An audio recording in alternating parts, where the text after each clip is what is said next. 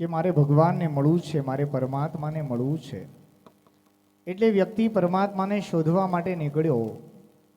એ જંગલો જંગલો ફર્યો પણ એને ક્યાંય ભગવાન દેખાણા નહીં. એ ડુંગરાઓની ઉપર ચડ્યો પણ એને ક્યાંય ભગવાન ન મળ્યા. એણે સમુદ્રમાં જોયું પણ એને ક્યાંય ભગવાન મળ્યા નહીં. અંતમાં એ જંગલમાં આવી એક ઝાડની નીચે આવીને સૂઈ ગયો. ઝાડની બરાબર બાજુમાં એક તળાવ હતું અને તળાવમાં માછલી હતી. એણે માછલીને પૂછ્યું કે મારે ભગવાનને મળવું છે, તું મને દર્શન કરાવીશ ભગવાનના?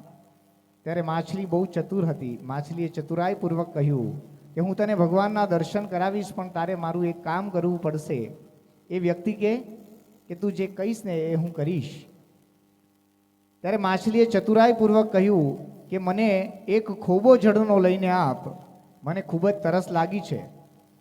ત્યારે વ્યક્તિ છે ને ખડખડાટ હસવા મળ્યો કે મૂર્ખ માછલી, તું જળમાં રહીને એમ કહે છે કે તને જળની તરસ લાગી છે, તું મને શું પરમાત્મા દેખાડવાની હતી? પણ એનાથી પણ મોટું અટ્ટહાસ્ય કરીને માછલી બોલે છે કે મૂર્ખ હું નહીં, પણ મૂર્ખ તો તું છો, કે જે ઘટે ઘટમાં રમી રહ્યો છે એ પરમ તત્વ પરમાત્માને શોધવા નીકળ્યો છે. અને ત્યારે જ એ વ્યક્તિના મોઢામાંથી એક શબ્દ નીકળી પડ્યા કે મારા ઘટમાં બિરાજતા શ્રીનાથજી, યમુનાજી, મહાપ્રભુજી.